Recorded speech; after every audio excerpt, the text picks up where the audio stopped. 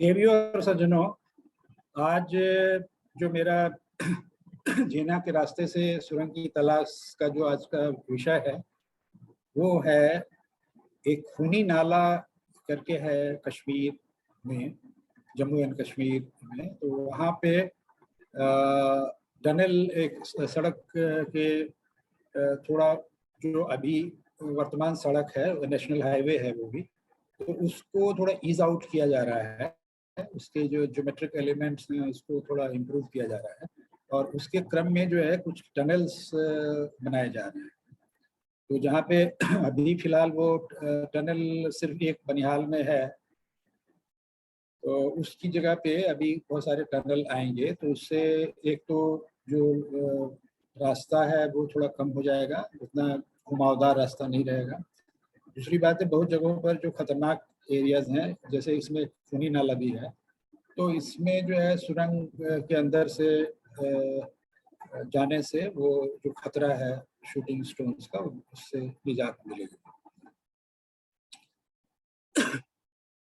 अब सबसे बड़ी बात है कि ये शूटिंग स्टोन्स और खूनी नाला, ये सब नाम और उसके साथ जो अफवाहें जुड़ी हुई हैं वो इसलिए होता है क्योंकि एक तो पहली बात है, प्रकृति को लोग समझ नहीं पाते हैं। तो वैज्ञानिक जानकारी के अभाव में अंधविश्वास काफ़ी फैल जाता है। तो ये उसका एक जीता जाता उदाहरण है। वहाँ पे एक ब्रिज है, ब्रिज से उसके पास में काफ़ी पत्थर ऊपर से गिरते रहते हैं। वहाँ पे ब्रिज के पास में भी कुछ कैच करने के लिए स्टोन्स को कुछ लगाया गया था, लेकिन ये व्यवस्था अच्छी नहीं थी। तो सबसे पहले तो मैं ये बताना चाहूँगा कि ये जो शूटिंग स्टोन्स की प्रॉब्लम होती क्यों है। तो दरअसल इसमें ये होता है कि आप कहीं भी पहाड़ पे जाएं और अच्छे से अच्छे पत्थर को भी आप देखेंगे जो रॉक होता है, तो उसमें आपको कुछ जॉइंट्स मिलेंगे। ये जॉइंट्स जो हैं वो उसमें जो वेदरिंग एक्शन होता है उसके कारण वो जॉइंट्स उसमें खुल जाते हैं और वो वीकनेस प्लेन्स होते हैं। जैसे पूरा जो एक सॉलिड रॉक है, रॉकी रॉक है, तो उसमें जो जॉइंट्स क्रिएट होते हैं, वो जॉइंट जो क्रिएट होते हैं, वो जो प्लेन्स होते हैं, सेट ऑफ प्लेन्स उनको बोला जाता है जॉइंट्स। तो वो पैरेलल प्लेन्स होते हैं। एक सेट जो होता है वो पैरेलल प्लेन्स का सेट होता है। तो वो जो जहाँ पर वो जॉइंट पैदा होता है वहाँ पर वो प्लेन जो होता है वो वीकनेस प्लेन होता है। मतलब उसका जो स्ट्रक्चर है रॉक का, वो रॉक का जो स्ट्रक्चर है, रॉक बेसिकली मिनरल्स का एक ये कॉम्पोजिशन है।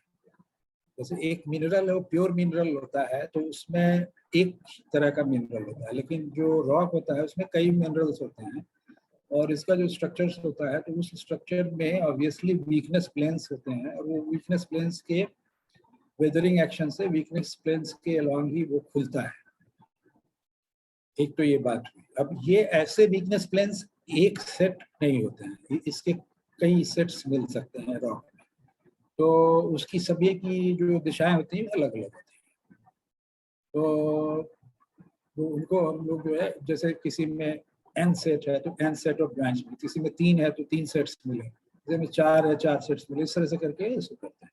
अब जो ये सेट्स होते हैं, इन सेट्स में जो ओपनिंग जो होती है वो कितने डिस्टेंस पे हो रही है। कहने का मतलब वो जो प्लेन्स हैं, ओपनिंग वाले प्लेन्स हैं, वो प्लेन्स कितनी दूरी पर एक दूसरे से हैं। तो ऑब्वियसली जो रॉक ज़्यादा अच्छी अवस्था में है तो उसके जो ये प्लेन्स हैं वो काफ़ी दूर दूर होंगे। तो इसलिए उसको ब्लॉकी, उससे जो आप चट्टान कुछ निकालिएगा तो वो ब्लॉकी चट्टान निकलेगा।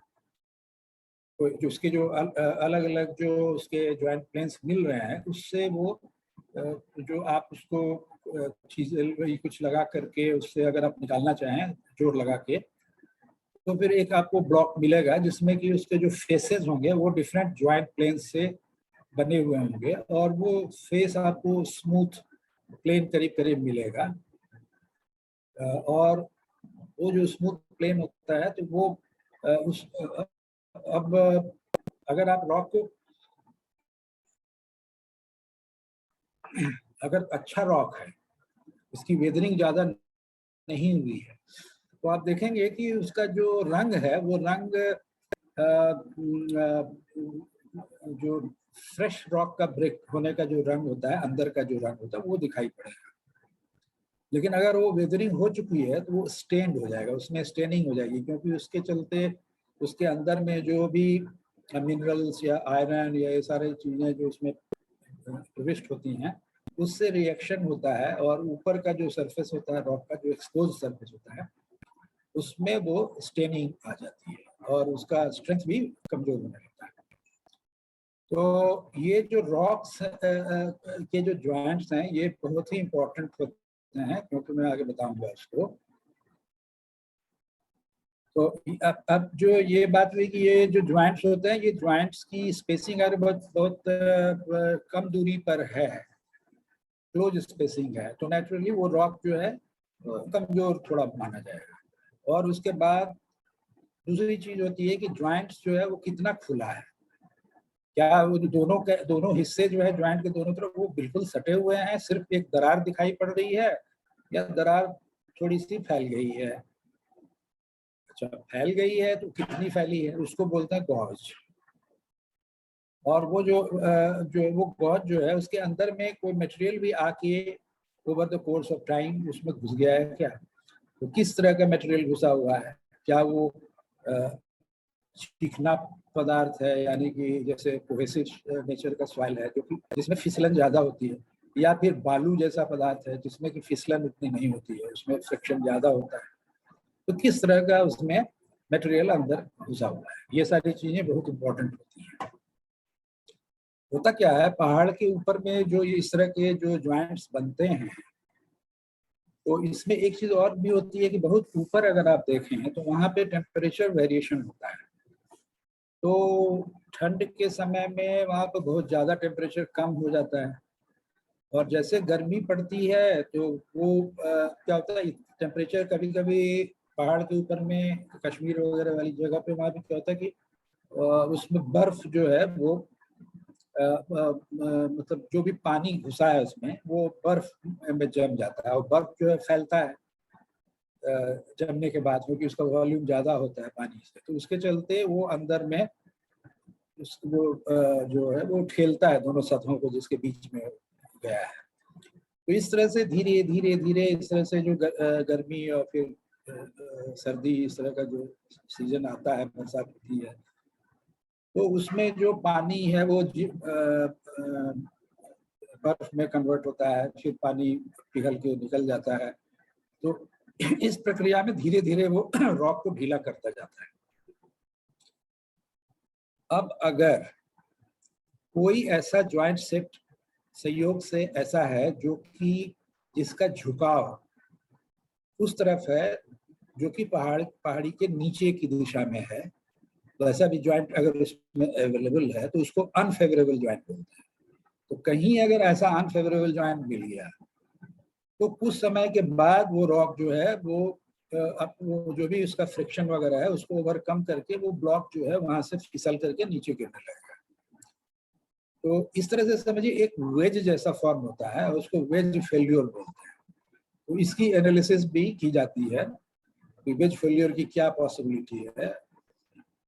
तो ऐसे रॉक्स ही वेज फेल्यूर होकर के नीचे लुढ़कते हुए गिरते हैं, और ये जितने भी रॉक होते हैं ये आप जब आप देखेंगे तो इनके जो एजेस हैं वो शार्प होते हैं, और इनके फेसेस भी जो होते हैं वो रिसेंटली वेदर टाइप के होते हैं।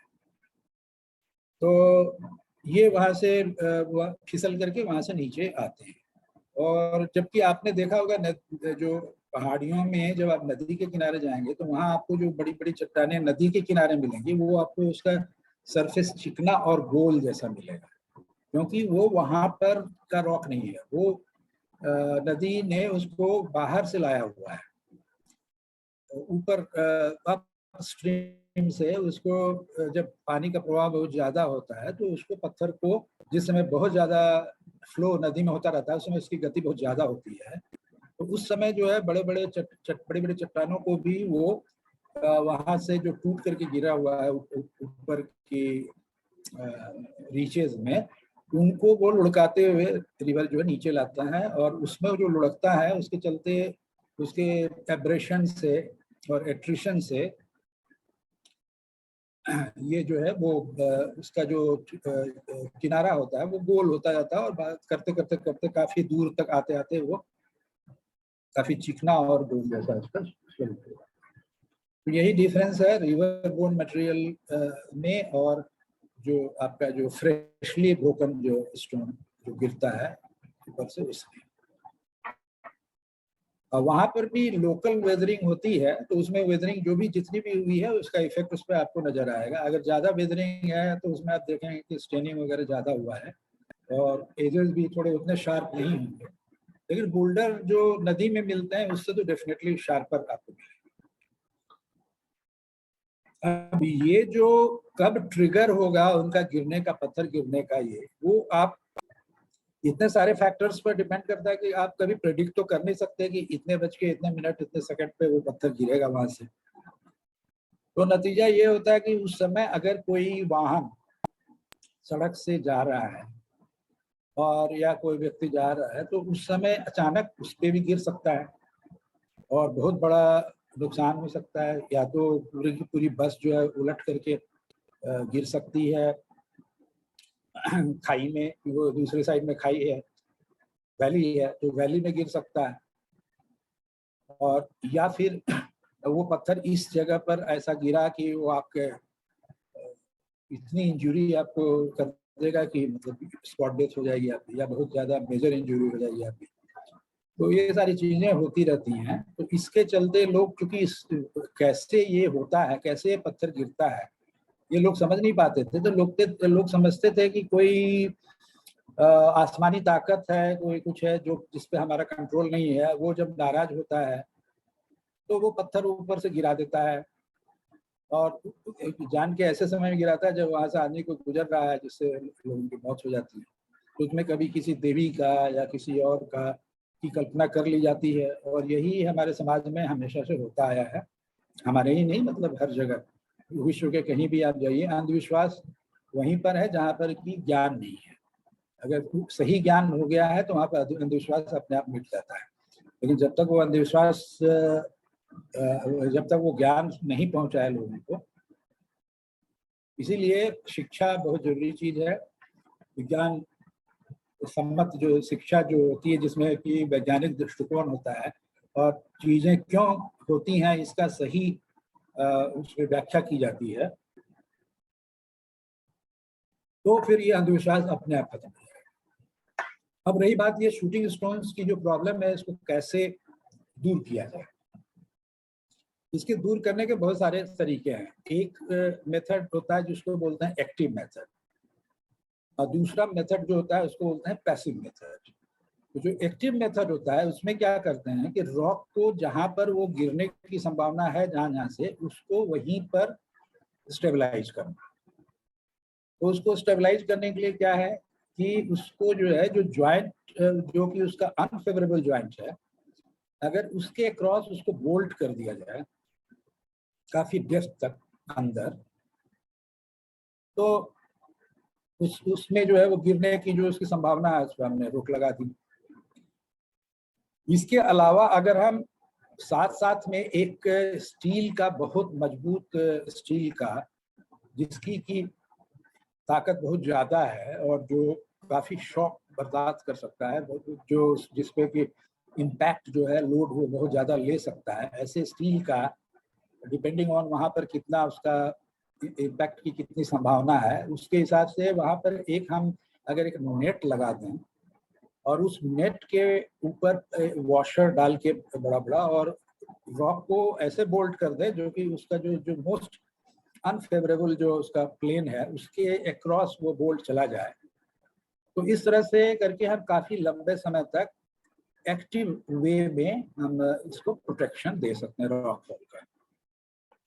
तो ये एक मेथड है।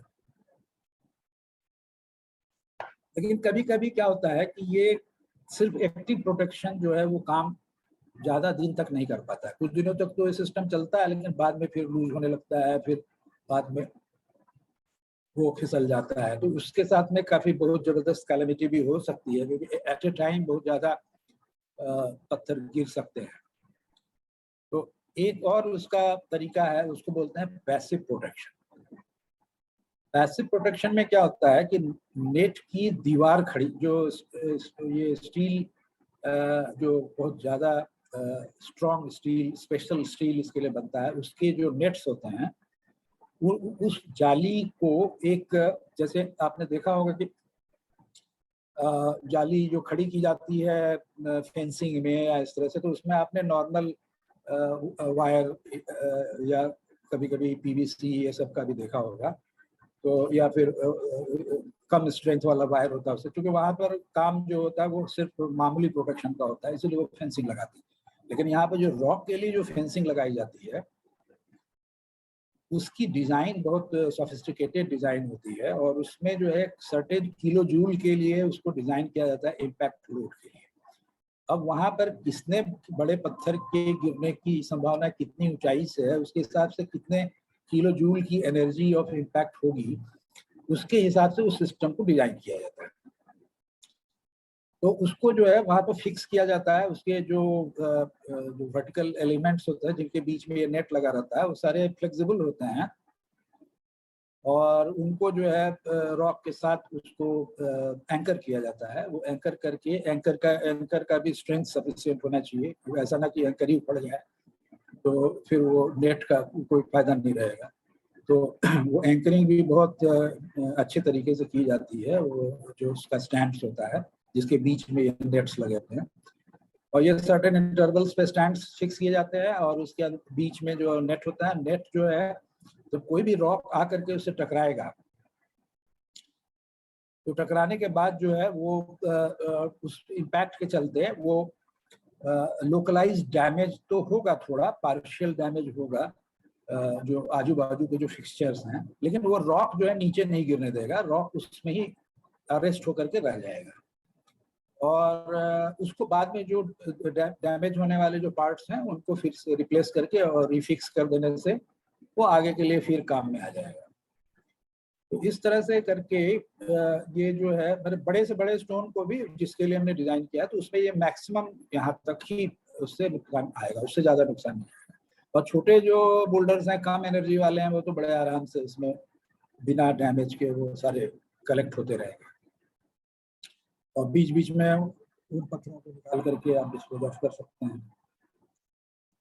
एक तरीका ये भी है कि जितने, कभी कभी ऐसा होता है कि रॉक्स जो है वो पूरे के पूरे ऊपर से गिरने वाले नहीं होते हैं, कुछ पार्ट्स जो कि उसमें वल्नरेबल हैं, वो पार्ट को अगर हटा दिया जाए तो उसके बाद फिर वो स्टेबिलिटी फिर ठीक ठाक हो जाती है। तो फिर उस केस में क्या करते हैं कि जैसे आरी होती है उसी तरह से पत्थर को उस आरी से काटते हैं। वो आरी डायमंड का एक मतलब चेन टाइप का होता है, उस डायमंड के चेन से उस पत्थर को काटा जाता है। वो एक नॉर्मल जो ये वाली आरी होती है वो नहीं होती, बल्कि वो डायमंड का जो कटर जो होता है उसका, क्योंकि काफ़ी हार्ड होता है रॉक, तो उसको कट तेजी से भी कट करना है, तो उसके लिए वो स्पेशली वो जो आर्टिफिशियल डायमंड है उसका बना हुआ वो आता है, उससे उसको कट करके वो फेसेस को काट दिया जाता है जो जो अनस्टेबल है। तो इस तरह से करके बहुत सारे मेथड्स हैं। तो ये मेथड इंडिया में अनफॉर्चुनेटली, एक तो यहाँ तो साइंस काफ़ी पिछड़ा हुआ है, लेकिन मैं इसी का टेस्ट देखने के लिए मैं स्विट्जरलैंड गया हुआ था, और वहाँ पे एक सर्टेन किलो जूल का जो है वो टेस्ट किया जा रहा था। तो वहाँ पे कोई भी, बिकॉज इसमें जो चीज़ें डिज़ाइन होती हैं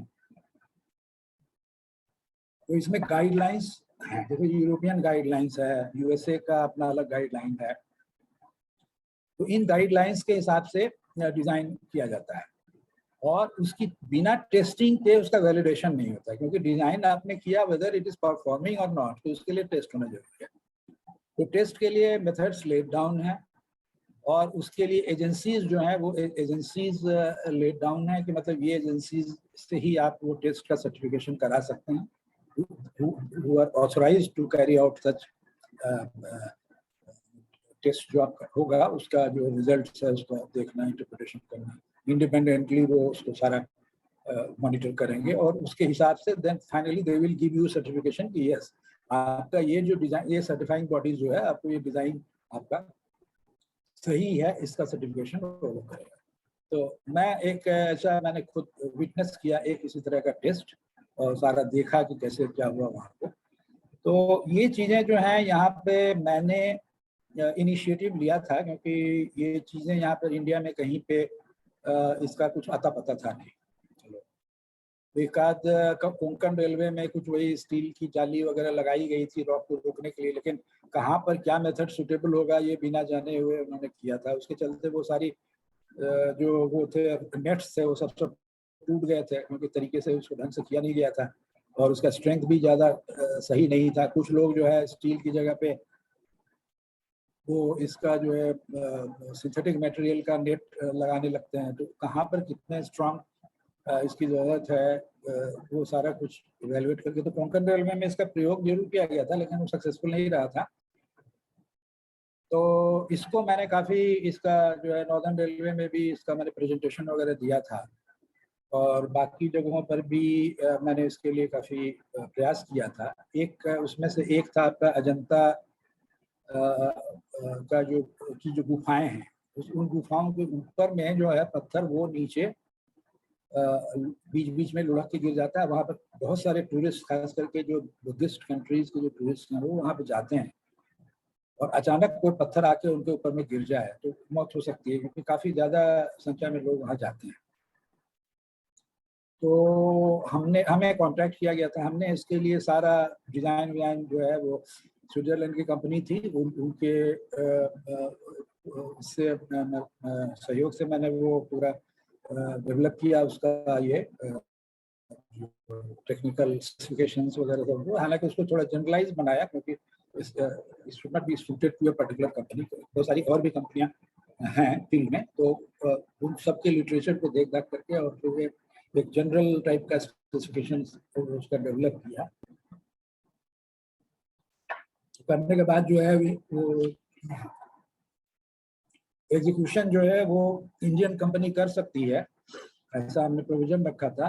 और ये जो है ये प्रोजेक्ट जो था ये था आपका जो आर्कियोलॉजिकल सर्वे ऑफ इंडिया उनकी तरफ से उनके सुपरिंटेंडिंग इंजीनियर और उनके जो ये थे जो आईएएस ऑफिसर जो उनके डायरेक्टर थे वो सब उन लोगों को मैंने प्रेजेंटेशन दिया था और काफ़ी प्रभावित भी हुए थे वो लोग। तो इसके बाद जो है ये टेंडर किया गया और टेंडर करके उसका वर्क भी अवार्ड हो गया। वहाँ का एक लोकल जो एजेंसी थी जो कि बहुत अच्छी बड़ी एजेंसी थी यहाँ पर जो कि जियो टेक्निकल का काम वगैरह करती थी और उनका एसोसिएशन जो है एक बाहर की कंपनी से करके तो अल्टीमेटली उनको काम अवार्ड हुआ।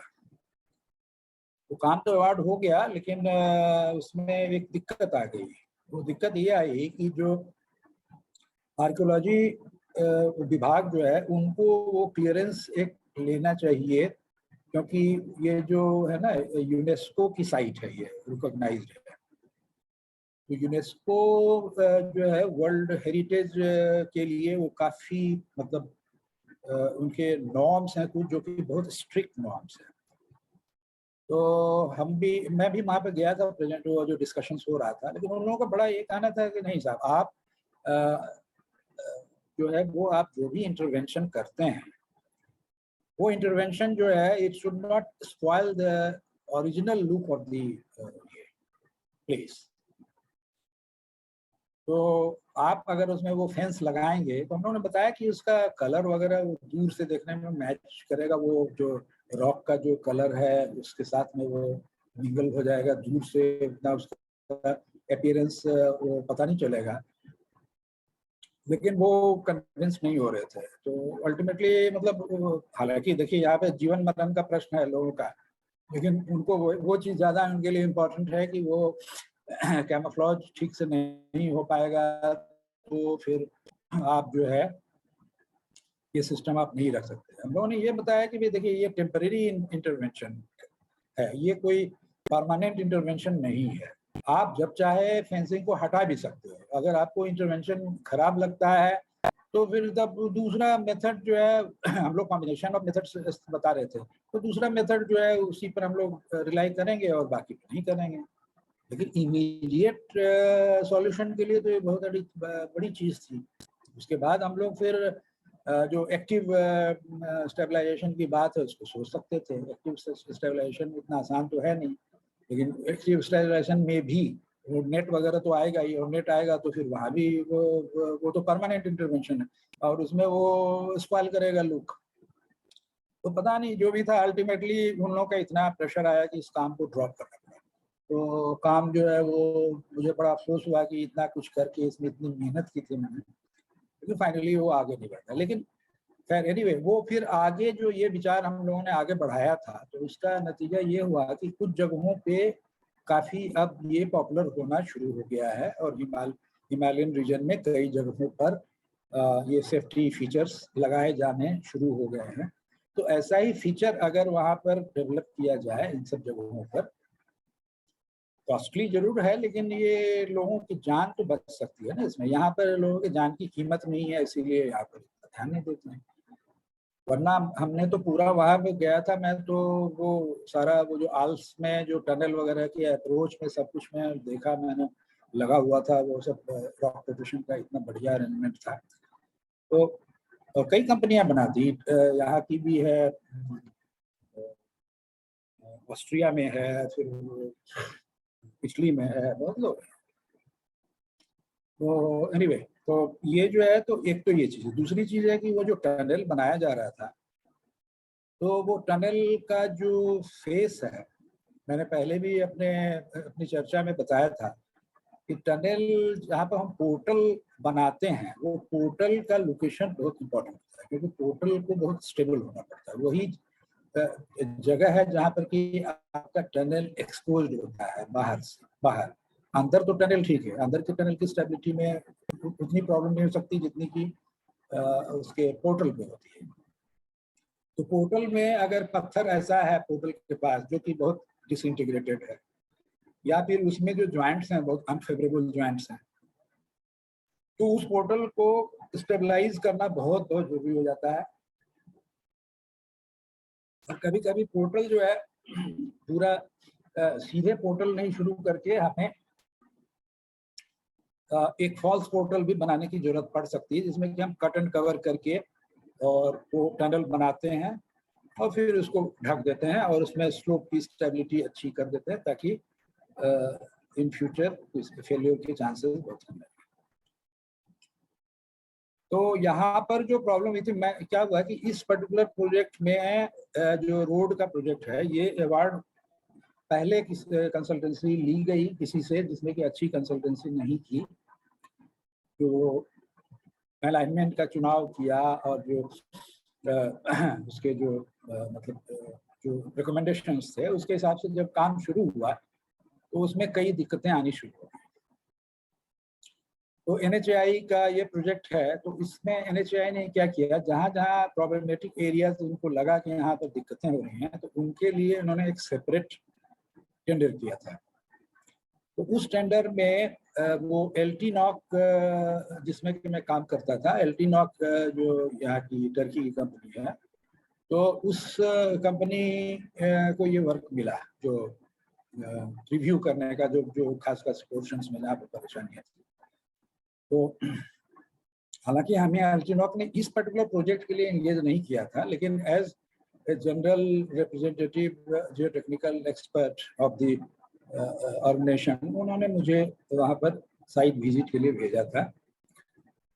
और वहाँ पर जो इसके ये थे जो प्रोजेक्ट मैनेजर जो थे, वो संयोग से ऑन डिप्यूटेशन उन्होंने KRCL में काम किया था, कोंकण रेलवे कॉर्पोरेशन लिमिटेड, जिस समय मैं राइट्स में था और राइट्स की तरफ से मैं वहाँ जियो टेक्निकल एक्सपर्ट था। तो मेरी वहाँ पर विजिट्स मेरे होते रहते थे and he new me very well.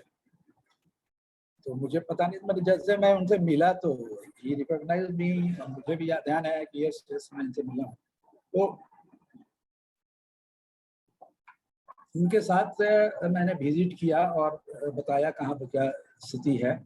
तो खुनी नाला वही जहाँ का एरिया है, वहाँ का भी मैंने विजिट किया था, वहाँ पर भी मैंने बताया था रॉक की कैसी स्थिति है। एक जगह पर पोर्टल का जहाँ लोकेशन था उसमें बहुत ज़्यादा वो साइड कवर बहुत कम था, तो इस तरह से दिक्कतें थी। मैं कुछ बता के आया था, हालांकि उसके बाद फिर मैं दोबारा विजिट में वहाँ नहीं गया। और वहाँ पर काम वगैरह शुरू हुआ होगा बाद में। तो उसमें मेनली जो वो ये जो है कॉम्बिनेशन ऑफ टू फैक्टर्स मुझे लग रहा है। एक तो ये पत्थर जो है ऊपर से गिरता है, उसने वो वहाँ पर जो उन्होंने कुछ व्यवस्था की थी, वो पोर्टल स्टील का कुछ पोर्टल बनाया था, उसको इसने डैमेज कर दिया। और दूसरा ये मैं देख रहा हूँ कि कोलैप्स भी पत्थर की जो स्थिति है वो अच्छी नहीं नजर आ रही है। तो ये पोर्टल के लिए जो लोकेशन इन्होंने फाइनली जो भी डिसाइड किया, that appears not to be a proper choice. तो अभी तो इसका इन्वेस्टिगेशन होगा तो पता चलेगा, क्योंकि मैं तो वहाँ पर नहीं हूँ, लेकिन मुझे जो देख करके जो अपना वहाँ साइट पे मैंने देखा था, इसमें मुझे ये दोनों कॉम्बिनेशन जो है इनकी वजह से ये लोगों की जान जो गई है। क्योंकि अगर रेस्क्यू ऑपरेशन भी जो है ना वो डिलेड हो गया, लोग अंदर जा ही नहीं पाए क्योंकि पत्थर गिर रहा था, तो जान पे खेल के तो अंदर जा नहीं सकता है, लोग फंसे रह गए और फिर उनको मौत। कोलैप्स हुआ तो कोलैप्स के बाद जो है, कोलैप्स क्यों हुआ, कोलैप्स हुआ जियोलॉजिकल कारण से, और पत्थर भी गिर रहे थे, तो ये दोनों का जो खतरनाक कॉम्बिनेशन था, इसकी वजह से उनकी जान भी नहीं बचाई। तो अभी बाकी इन्वेस्टिगेशन होगा तो पता चलेगा। वहाँ पे रॉक बहुत फ्रेजाइल रॉक्स हैं, और पोर्टल के लिए खास करके बहुत ही केयरफुल रहने की जरूरत है। पोर्टल सही लोकेशन पर नहीं होना बहुत बड़े खतरनाक नतीजे तक ले जा सकता है हमें। ऐसा मैंने वहाँ पर और भी जगहों पर देखा है जहाँ पर हम लोगों ने क्लियरली मना किया था राइट्स में रहते हुए कि यहाँ पर आप पोर्टल नहीं बनाइए, लेकिन इन लोगों ने जो इरकॉन वाले हैं और जो नॉर्दर्न रेलवे वाले हैं, इनको समझ में बात आई नहीं, तो इन्होंने बना दिया। बाद में वही हुआ, पोर्टल के साथ में पूरा टनल जो है वो खिसक के नीचे, मतलब काफी नीचे खिसक गया। बाद में जो है तो हमने पहले भी उसका जियोफिजिकल इन्वेस्टिगेशन करके बताया था कि वहाँ पर रॉक की स्थिति अच्छी नहीं है। बाद में जब डिटेल्ड वहाँ पर हम लोगों ने कारण जानने के लिए और कहाँ से टनल को ले जाया जाए अलाइनमेंट जब देखा, तो जिस जोन में उन्होंने वो टनल का पोर्टल बनाया था वो तो पूरा स्लाइडिंग जोन में था। वहाँ पर जो पत्थर कुछ थोड़े बहुत एक्सपोज दिखाई पड़ रहे थे, वो पत्थर वहाँ के इन सिटू पत्थर नहीं थे, बल्कि वो दबे हुए थे वो डेब्री में, और बड़े बड़े पत्थर दिखाई पड़ रहे थे, वो एक्चुअली ऊपर से फिसल के आए थे। तो आप सोचिए कि वो जो पूरा डेब्री जो है, जो कि नीचे धीरे धीरे वो फिसलने के कंडीशन में है, और धीरे धीरे ग्रेजुअली फिसल के नीचे नदी है, वो नदी में जाकर के वो नीचे से गिरेगा थोड़े समय में, जो उसका कटाव होता है नीचे पानी से उसके टो का, तो इरोजन के चलते वो धीरे धीरे नीचे गिरने वाली चीज है। वहां पर इन्होंने टनल का पोर्टल बना दिया। उसके चलते फिर उसको टनल के अलाइनमेंट को हम लोगों ने पूरा शिफ्ट करवाया अंदर में, जहाँ पर कि बिल्कुल बढ़िया पत्थर था, उसके थ्रू टनल जो है लेके गए, टनल का अलाइनमेंट चेंज हुआ और फिर उस पर काम हुआ। उसके लिए काफ़ी उसकी मॉनिटरिंग वगैरह भी काफ़ी की गई, काफ़ी जियोफिजिकल इन्वेस्टिगेशन करके उन्होंने बताई, फिर जियोलॉजिकल फिर से उसका मैपिंग करवाया गया। तो उसमें जो है जियोलॉजिकल सर्वे ऑफ इंडिया वाले आए और उन्होंने उसको पूरा देख करके, और हमारे जियोफिजिकल ये और जियोलॉजिकल मैपिंग ये सारा कुछ करके तो फाइनल अलाइनमेंट डिसाइड हुआ और वहाँ पे कंस्ट्रक्शन हुआ, कोई दिक्कत नहीं। तो आज का टॉपिक मैं यहीं पर ख़त्म करूँगा नक्सल में इतना। अब किसी को कोई चीज़ जाननी हो इस संबंध में, कोई प्रश्न हो तो आप पूछ सकते हैं।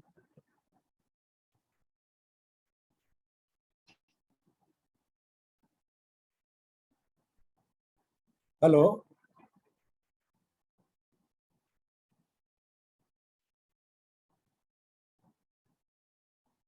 राजीव।